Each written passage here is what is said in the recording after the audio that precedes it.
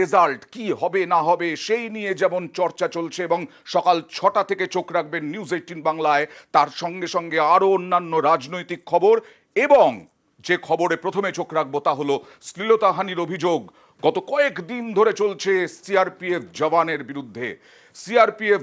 বিরুদ্ধে। দেখুন এই ভিডিওর সত্যতা যাচাই করেন এই নিউজ ১৮ বাংলা। আগে দেখুন অ্যাম্বিয়েন্স সহ। भाग यहाँ से, देखो माफ कर दे रहे हैं। हाथ जोड़ने से हो जाता है।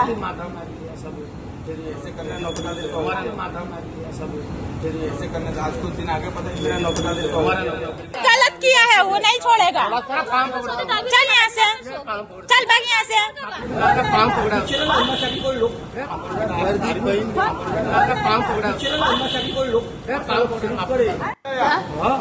अभी हम लोग सोया है। সিআরপিএফ জওয়ান ভোটের ডিউটি থেকে ফেরার পথে শ্লীলতাহানি।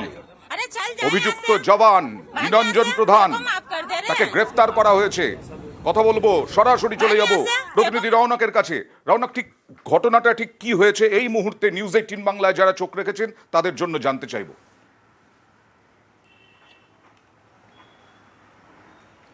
গতকাল রাতে ধৃত নিরঞ্জন প্রধান তিনি তার ডিউটি শেষ করে উত্তরপ্রদেশের উদ্দেশ্যে রওনা দিচ্ছিলেন এবং কলকাতা স্টেশন তার গন্তব্য ছিল।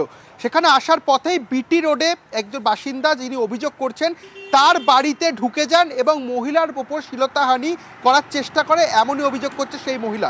এবার যখনই এই ঘটনা ঘটে তৎক্ষণাৎ যেহেতু ঘনবসতিপূর্ণ অঞ্চলে বিটি রোডের ওপরে সেখানে কিন্তু মানুষ জড়ো হয় এবং সেই সিআরপিএফ জওয়ানকে ঘিরে উত্তেজনা সৃষ্টি হয় গোটা এলাকা জুড়ে এবং তৎক্ষণাৎ ফোন করা হয় চিতপুর থানাকে। কিছুক্ষণের মধ্যেই চিতপুর থানার পুলিশ সেখানে হাজির হয় এবং গোটা ঘটনা শুনে তৎক্ষণাৎ আটক করে সেই সিআরপিএফ জওয়ানকে।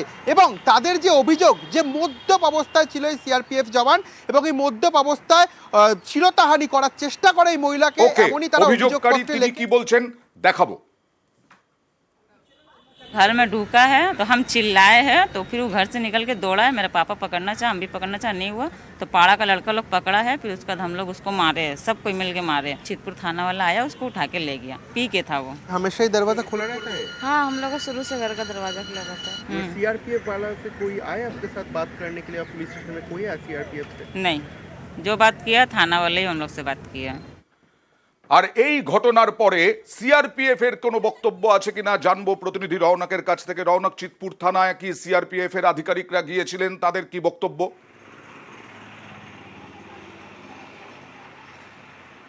দেখা হয় না কিছুক্ষণ আগেই সিআরপিএফ এর যারা উচ্চপদস্থ আধিকারিক তারা এসেছিলেন এবং প্রায় ১ ঘন্টা ধরে পুলিশের যারা কর্মীরা রয়েছেন তাদের সঙ্গে তারা একটি বৈঠক করেন। কিন্তু অফিসিয়ালি ভাবে সিআরপিএফ কোনো কিছু না জানালেও সূত্র মারফত জানা যাচ্ছে যে সিআরপিএফ এই যে গতকালকে ঘটনা সেই ঘটনা সম্পর্কে অবগত হয়েছে এবং সিআরপিএফ এর তরফ থেকেও কিন্তু এই পুরো ঘটনাটি বিষয়ে তদন্ত করা হবে এবং সেই বিষয়কে সামনে রেখেই সিআরপিএফ এর একজন উচ্চপদস্থ আধিকারিক কিছুক্ষণ আগে চিতপুর থানায় আসেন এবং টানা ১ ঘন্টার বেশি সময় কিন্তু চিতপুর থানা যিনি পুলিশ আধিকারিক রয়েছেন তার সঙ্গে মিটিং করেন এবং সেই বৈঠকের পর তিনি চলে যান। অফিসিয়ালি বিবৃতি না দিলেও তারাও কিন্তু এই ঘটনা নিয়ে তদন্ত করছে, এমনটা কিন্তু সূত্র মারফত জানা যাচ্ছে। আর এই দুই মহিলার শ্লীলতাহানির অভিযোগে রাজনৈতিক তরজাও তুঙ্গে। এই ঘটনায় কেন্দ্রীয় স্বরাষ্ট্রমন্ত্রী অমিত শাহকে তো তৃণমূলের এক্স হ্যান্ডেলে তৃণমূলের পোস্ট কলকাতায় শ্লীলতাহানির অভিযোগে ধৃত সিআরপিএফ জওয়ান উলুবেড়িয়া, জাঙ্গিপাড়া, ঘাটালের পর এবার কলকাতা।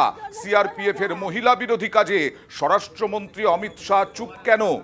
এর পরিপ্রেক্ষিতে আমরা পাল্টা কথা বলেছিলাম বিজেপি রাজ্যসভার সাংসদ শ্রমিক ভট্টাচার্যের সঙ্গে।